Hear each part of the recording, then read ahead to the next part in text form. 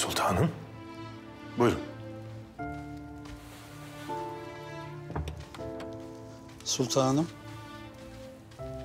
Ben hallederim. Emredersiniz sultanım.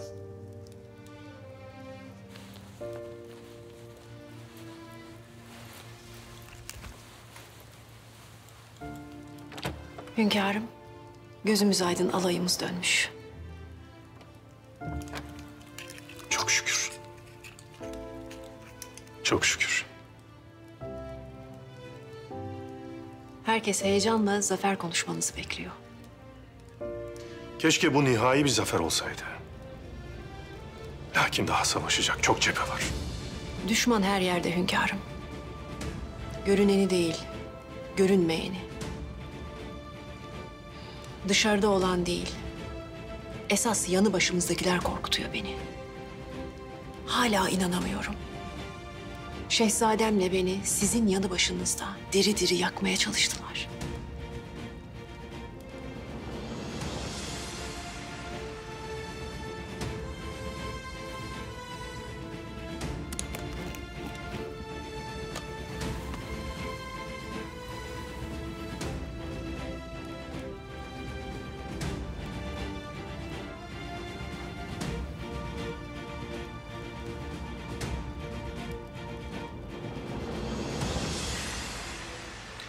Allah sizi bana bağışladı sultanım.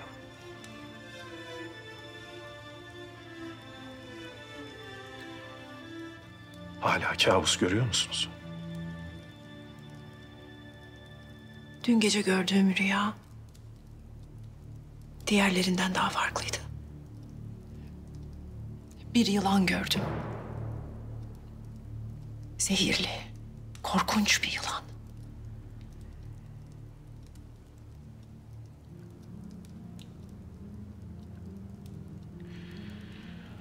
Alayımızın dönüşü ve Şadiye kızımın saraya gelecek olması hem saraydaki hem ruhunuzdaki kasveti dağıtacaktır. Müsterih olunuz. Ben de Şadiye Sultanımızın saraya gelişini sizin gibi dört gözle bekliyorum hünkârım.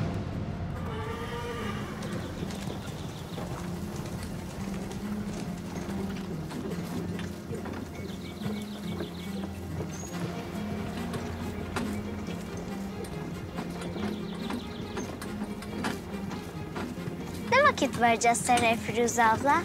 Babamı çok özledim.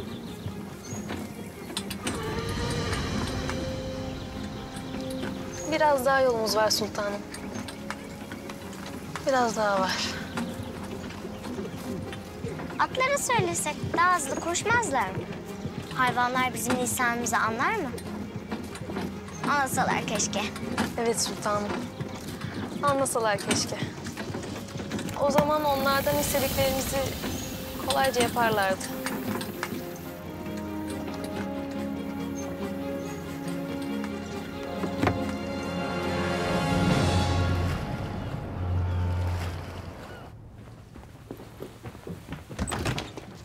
Abla alay döndü. Hemen merasim köşküne inelim. Hani Kemalettin Paşa'yı gördüğümde dayanamam. Ortalık yerde koşar atların boyuna diyordu. Yapmaya kalkarsam tut beni, tamam mı? Nasıl görünüyorum? Çok güzelsin. Nihayet kavuşuyoruz.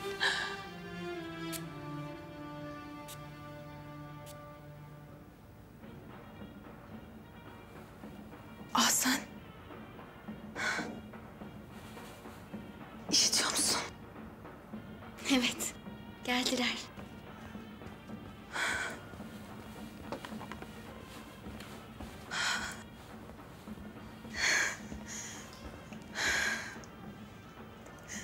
Rabbime şükürler olsun.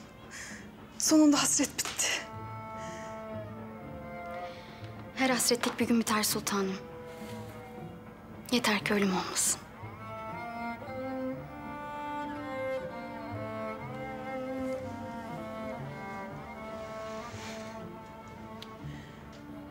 Rabbim Ömer'in mekanını cennet eylesin. Amin. Sultan Abdülhamit Han Gazi Hazretleri, El Muzaffer daima!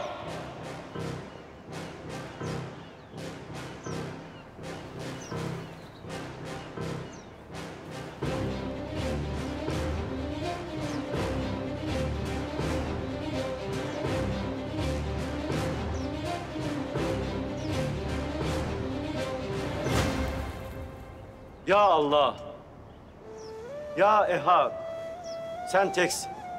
Ya Samet, sen hiçbir şeye muhtaç değilsin. Lem yelid ve lem yulet. Sen doğmamış ve doğrulmamışsın. Ey Allah, senin eşin ve benzerin de yoktur. Sen bize öğrettiklerin yolunda doğru kıl. Amin. Ya Kahhar, bize düşmanlık edenleri, dinimize, vatanımıza, hanemize saldıranları, birliğimizi bozmak için aramızdaki kardeşliğe saldıranları, mukaddes beldelerimize saldıranları, türlü hilelerle aklımıza saldıranları kahret ya Rabbi. Amin, amin, amin.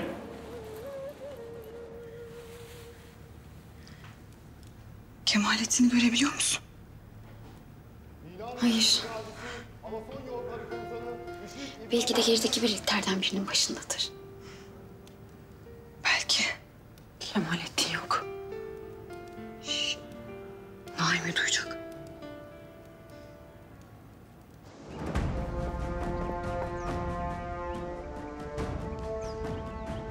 Harbin ilk cephesinde ilk galibiyet. Allah ömrünüzce devletinize hizmet etmeyi nasip etsin. Amin hünkârım.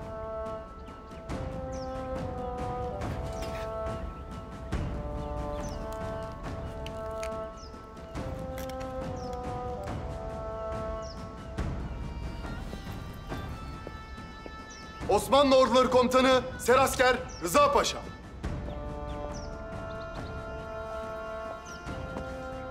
Galip ordunun komutanı. Zaferin sırrı nedir paşam? Hünkârım, bu harbin komutanı sizsiniz. Zaferin sırrı size itaattir.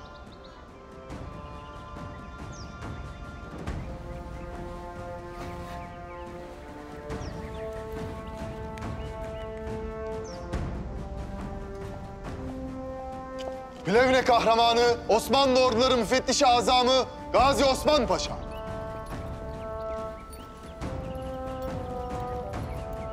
İki harp gördünüz.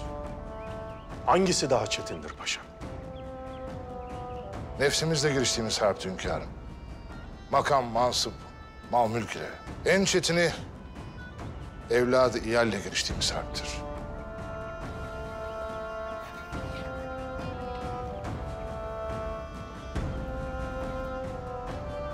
Keder etme paşa. İmanın muzaffer olsun.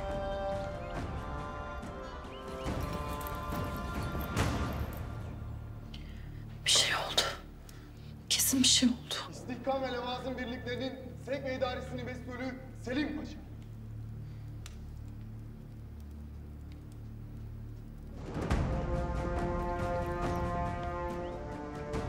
Sizin gibi mülkiye sınıfının paşası, harp meydanında ne tecrübeler yaşadı bilmek isteriz. Hünkârım, ister asker sevk ve idaresi olsun, ister bir şirket idaresi. Müsait şartlar mevcut olmadıkça kaybetmek mukadderdir. Lakin bu nişana layık mıyım? Orduların tanzimi için gece gündüz yaptığınız çalışmalar kulağımıza kadar geldi. Kurşunu sıkan kadar, kurşunu o silaha süren de kıymetlidir paşam.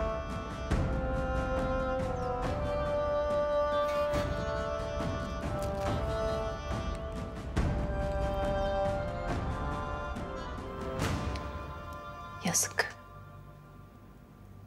Çok yazık Seniha Sultan. Hep yanlış kararlar veriyorsunuz. Ne demek istediğinizi anlayamadım. Şunu demek istedim. Zamanında Devrik Mahmut Paşa'nın izdivaç teklifini kabul edene kadar Selim Paşa'nınkini kabul etseydiniz, bugün kocanızdan utanç değil, gurur duyuyor olurdunuz. Kader her zaman seçimlerimizi belirlemiyor ki Bidar kadın. Devrik Mehmet Paşa'nın kardeşiniz olmasını siz seçmediniz. Lakin şu anda kardeşiniz sürgünde ve siz de en az benim kadar utanç içindesiniz. Öyle değil mi? Ama ben size hala burada olmanızın büyük bir lütuf olduğunu hatırlatırım. Ben de şu anda sizin hayatta olmanızın oğlum Sabahattin'in sayesinde olduğunu hatırlatmak isterim. Eğer sizi yangından kurtarmasaydı bugün burada olmayacaktınız.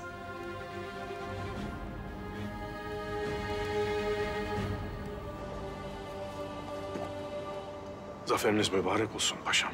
Var olun hünkârım. Sen de bir harp madalyası taşımayı istemez miydin şehzadem? İsterdim tabii.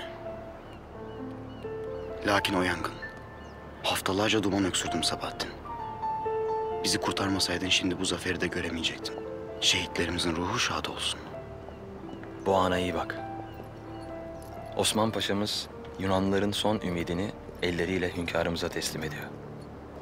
Yunan ordusunun Ayasofya'ya dikmek istediği sancaktır hünkârım.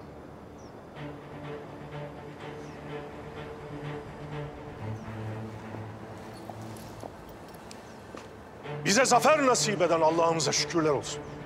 Bizim hiçbir millete düşmanlığımız yoktur. Bir harbi istediğiniz vakit başlatabilirsiniz. Lakin gücünüz yettiğinde bitirebilirsiniz. Bize güç veren imanımız, bizi alnı ak çıkaran vicdanımız, bize zafer nasip eden Allah'ımız. Hamdolsun ki bir karış toprak için canını bile veren bir milletin idarecisi. Hamdolsun. Hamdolsun.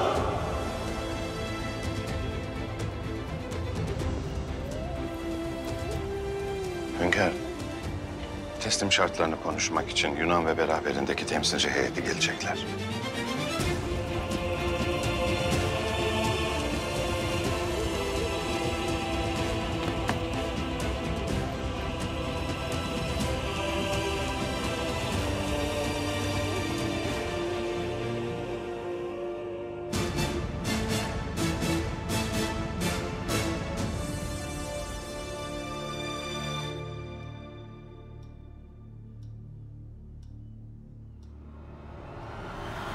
Talimatlarınız sayesinde Vatikan'daki hafiyenize ulaştım hünkârım.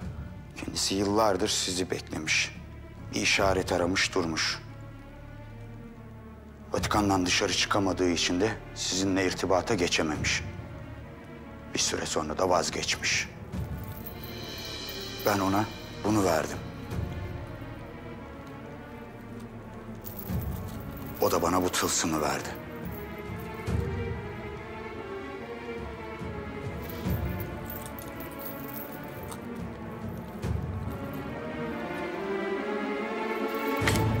İşaret tamamlandı hünkâr.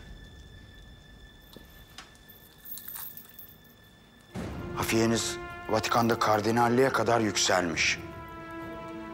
Papa'nın en yakınındaki adam olmuş. Vatikan'ın en gizli toplantılarına girebildiğini söyledi. Bunu gönderdi. Eski şifrenizle yazılmış.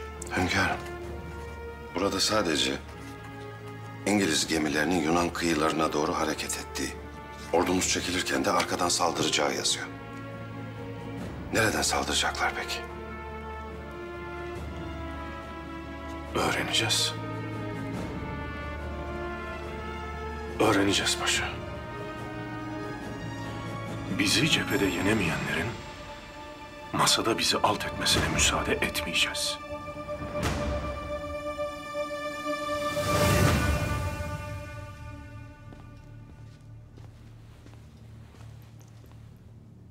Hünkâr, heyet geldi. Önceden konuşulduğu gibi siz paşalarınızla, onlar da diplomatlarla 2 saat boyunca temasa geçmeyecek.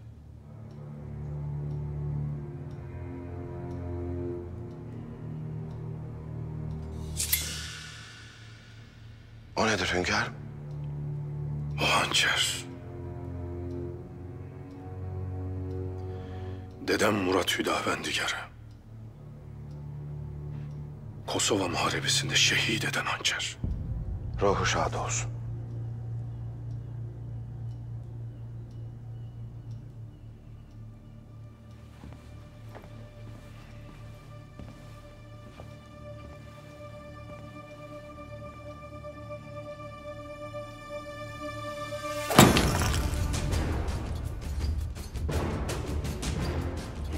hançer gözümüzün önünde dursun paşa.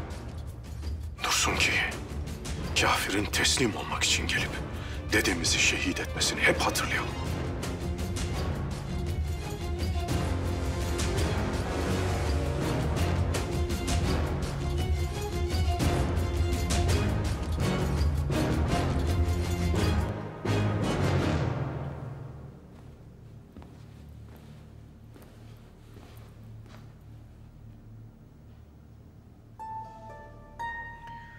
Yunan kralı hususi temsilcisi Venizelos.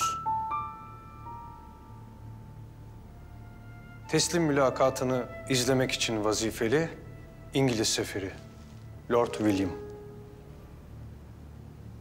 Buyurun. Tahsin Paşa. Milletler arası hukukun lüzumunu biliyorsunuz. İstikşafi görüşmelerde heyetler kimseyle irtibata geçemez. Merak buyurmayınız. Evvelden konuşulduğu üzere. Hünkârımız da, siz de diplomatlarınızla temasa geçmeyeceksiniz. Birbirinize verdiğiniz sırlar o masada kalacak. Sağ olun kıymetli dostum.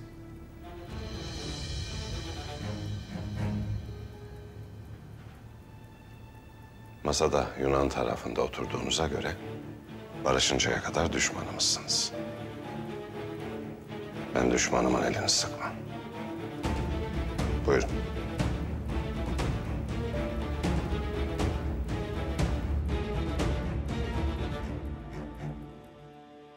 İngiliz kraliçe naibi, lütfen tertibinizi anlatınız.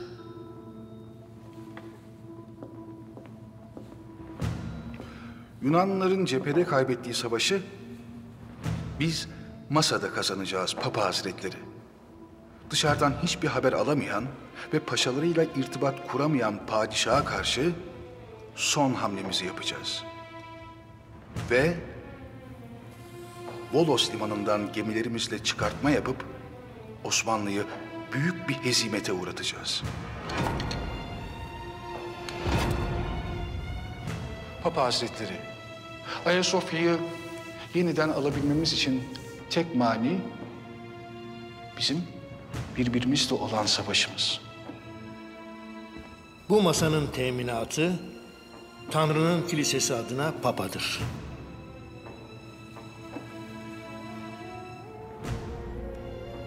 Yapacak tek şey İslam halifesinin sırtına bir hançer saplamak. Antlaşmamız tek madde. Hristiyanlarca kutsal olan Konstantinopolis ve Kudüs'te tek Müslüman kalmayıncaya kadar devletler birlikteliklerini bozmayacaklardır. Kraliçe adına. Fransa adına. Rus Çarı adına.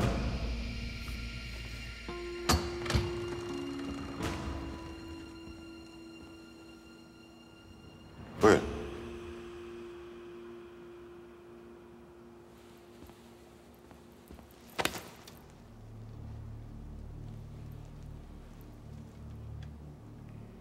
Sancağa el süremezsiniz. Buyurun.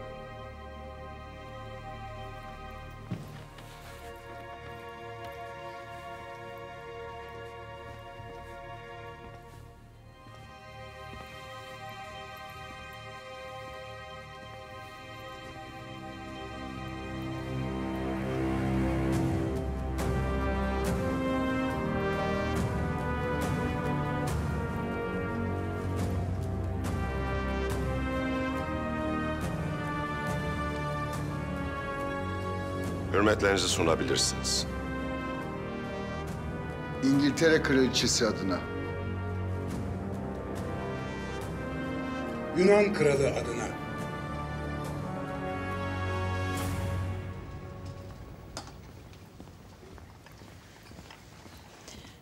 Kemalettin neden dönmemiş olabilir anne? Yani babam bu konuda bir şey söyledi mi? O mutlaka bir malumat almıştır. Evladım, boşuna endişe ediyorsun. Daha bütün birlikler dönmemiş ki belki Kemalettin oğlumun birliği de yolda olanların arasında. Sanmam. Osman Paşa'nın da yüzü hiç gülmüyordu. Yolda olsalar merasim de öyle durmazdı. Hatice'm, sen neleri de görmüşsün böyle. Maşallah Hatice kızım pek dikkatlidir. Küçüklüğünden beri böyledir. Gözünden hiçbir şey kaçmaz onun. Öyle miydi sahiden? Osman Paşa bedbaht mıydı?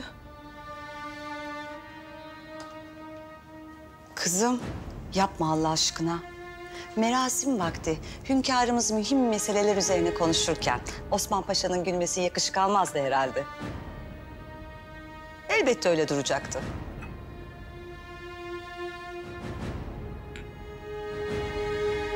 Güzel kızım benim. Hiç boşuna endişe etme. Eğer gerekirse ben hünkârımızla konuşur, Kemalettin oğlumun akıbetini öğrenirim. Sen hiç merak etme.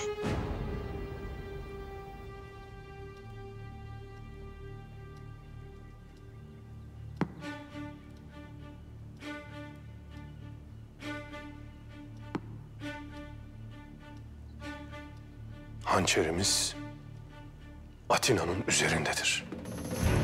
O hançer ancak teslim olup şartlarımızı kabul ettiğiniz zaman yerinden oynayacak.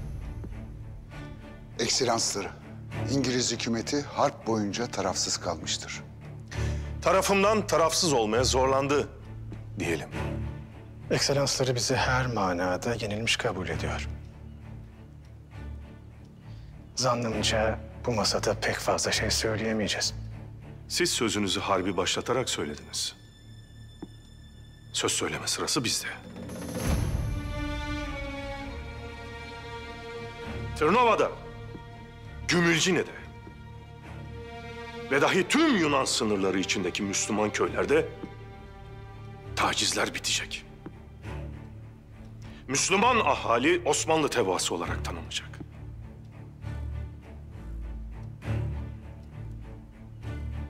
Osmanlı Devleti'ne harp tazminatı ödeyeceksiniz. Osmanlı tebaası içinde olan Rumlar üzerinde hak iddia etmeyeceksiniz. Bunlar çok ağır şartlar. Sizin tarafsız olduğunuzu düşünüyordum, Lord William.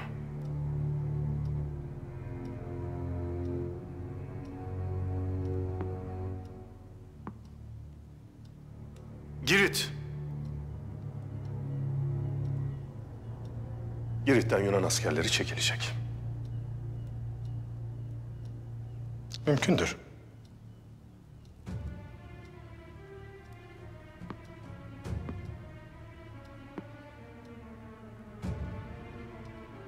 Pire Limanı.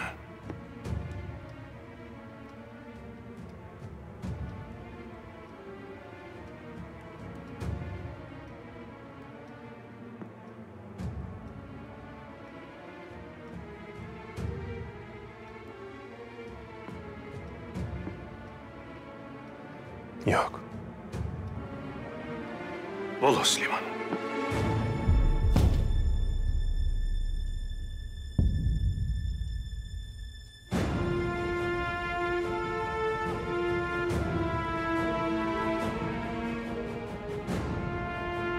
Volos Limanı derhal oradaki birliklerimize teslim edilecek. Ekselansları, bu mümkün değil. Siz bu masada kaybettiğiniz bir harbin taraflarısınız. Neyin mümkün olup neyin mümkün olmadığını yalnızca ben söylerim. Bu liman ve çevresindeki tabyalar derhal boşaltılacak. Asla. İngiliz hükümetinin ve Yunan hükümetinin bu liman üzerinde ticari anlaşmaları var. Bu limanda bizim de söz hakkımız var. Aynı anlaşmaları biz de tanırız. Biz buranın Yunanlarda kalmasında ısrarcıyız. İngiliz donanması bir gecede payitaht limanlarına gelmesini de bilir. Siz yeni kurulmuş bir devlet ile harp yaptınız. İngiliz orduları savaşmasını bilir. Limanlar konusunda bu şartlar kabul edilemez. Öyle mi? İngilizler Osmanlı halifesinin gücünü unuttukça Onlara bunu hatırlatmak bizim için çok kolay oysa ki. İsterseniz haddinizi aşmayın.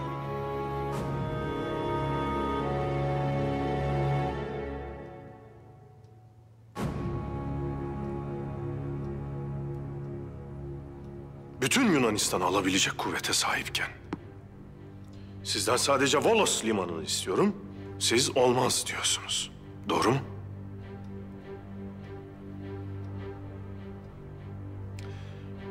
Düşünmeniz için size biraz vakit vereceğim.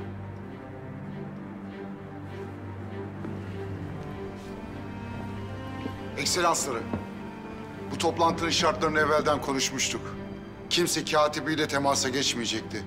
Bu masada sırlarımızı konuştuk.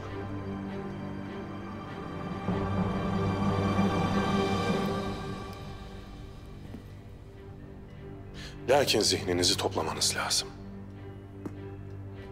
Biraz musiki dinleyelim. Sonra lokum yiyelim. Bu arada siz de düşünmüş olursunuz. Fakat diplomasi kuralları... Buyurun.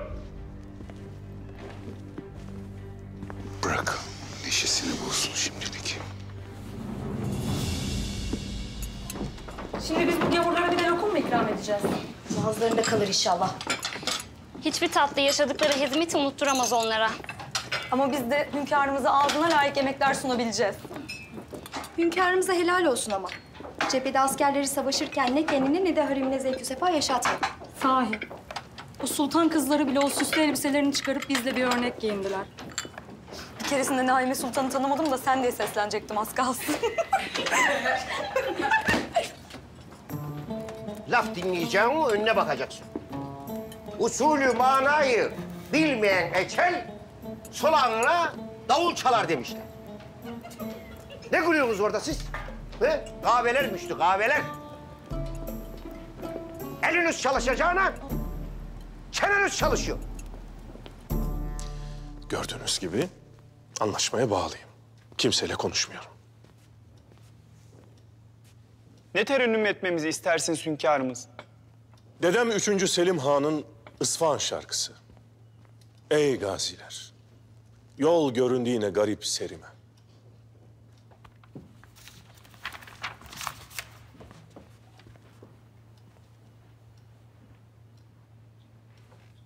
Buyurun.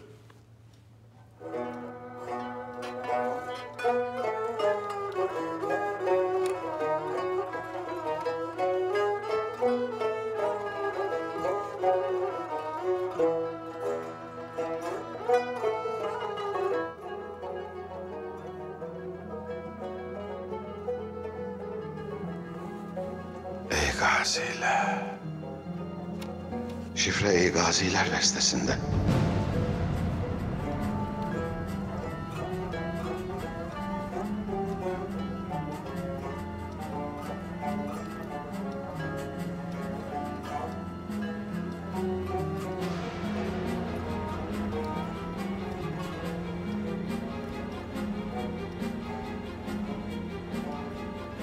Ölümü kabullenmiş, cellat karşısında son anlarını yaşayan bir sultan. Tarih bu anı kolay kolay göstermez insana.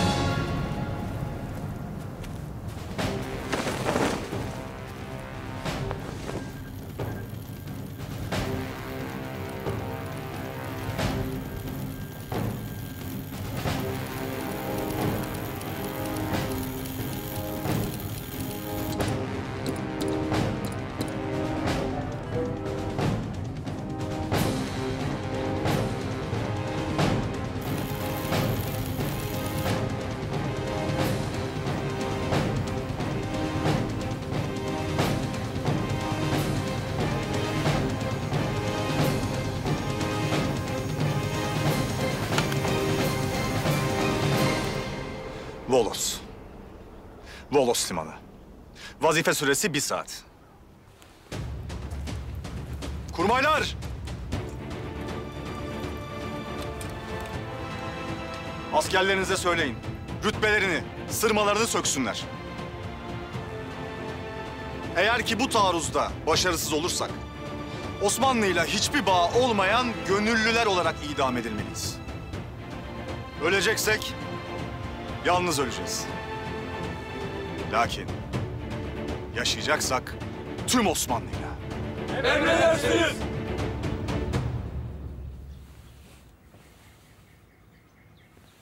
Çok güzel olmuş. Piyano koyduğunuz da iyi olmuş. Talimlerine devam eder.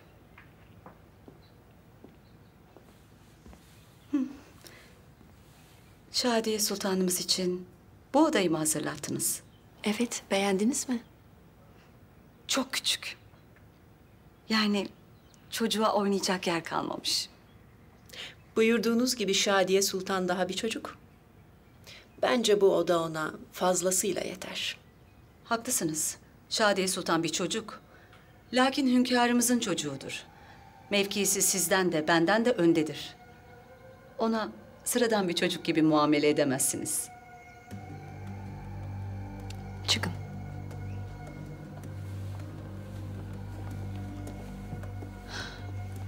Madem hünkârımıza, hanedanımızın nizamına bu kadar düşkünsünüz, ona bu kadar bağlısınız, o halde yakanızda bir İngiliz broşunu ne diye taşıdınız Seniha Sultan? Size hatırlatmak isterim. Bu hususta abim yüce gönüllülüğünü bir kez daha sergileyerek beni bağışladı. Doğru. Ve siz de o bağışlayıcılığı sonuna kadar suistimal ettiniz.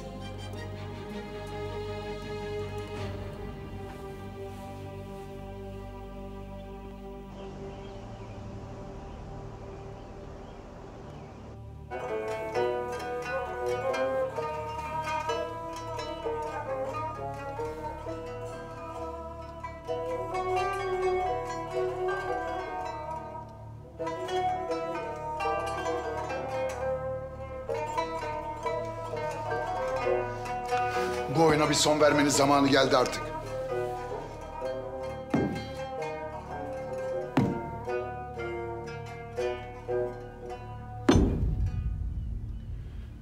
Çıkınız.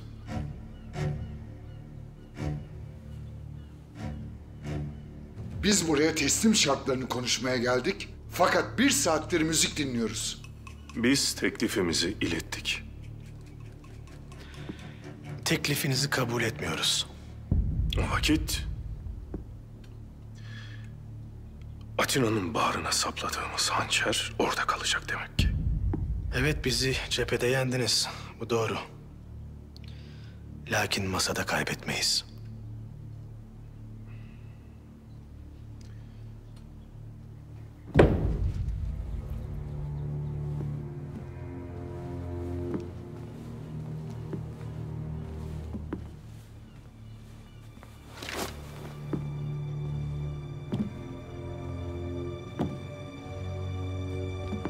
Madem harp istiyorsunuz,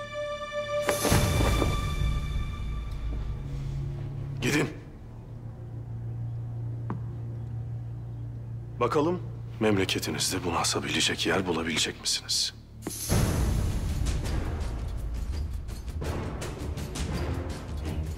Çıkın.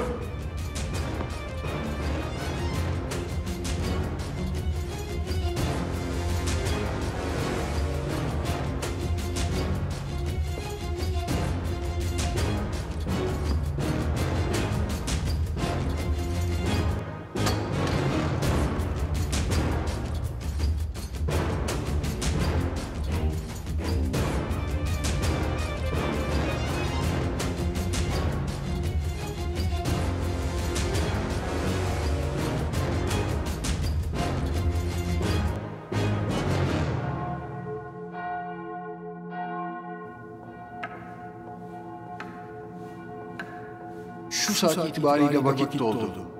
İngiliz askerleri Volos limanına çıkarma yapmıştır. Her şey bittikten sonra Abdülhamid'in yüzüne bakıp onu teslim aldığımızı söylemek isterim.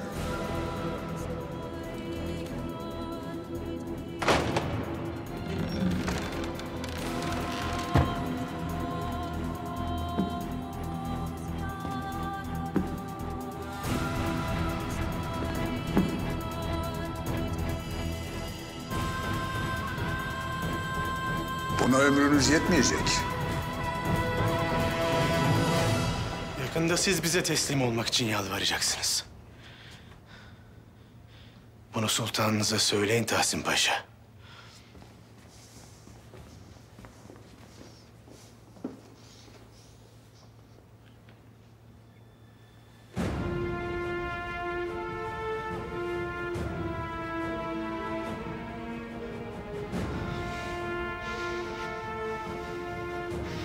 Her şey bitti.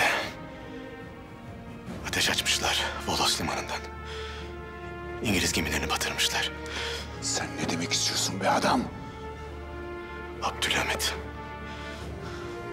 Abdülhamid. Karadeniz'e bastonu soktuğunda Akdeniz karışır demişlerdi. Şimdi ne demek istediklerini daha iyi anlıyorum.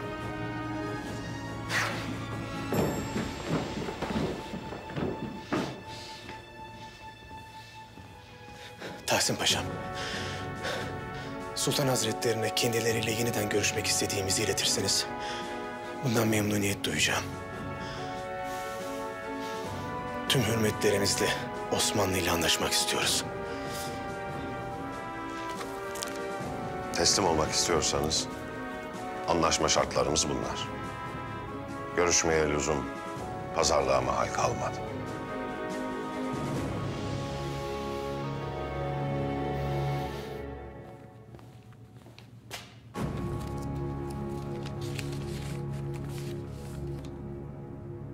Volos limanından İngiliz gemilerine ateş açılmış, tüm İngiliz gemileri batırılmış. Bu beceriksizler bu yüzden öldüler.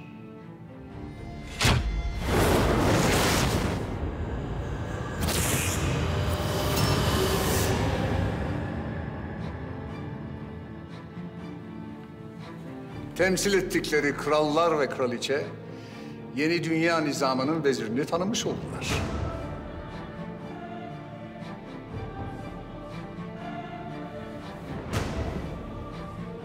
Papa Hazretleri, size emrediyorum. Artık yeni dünya nizamının kurucusunu takdis edin.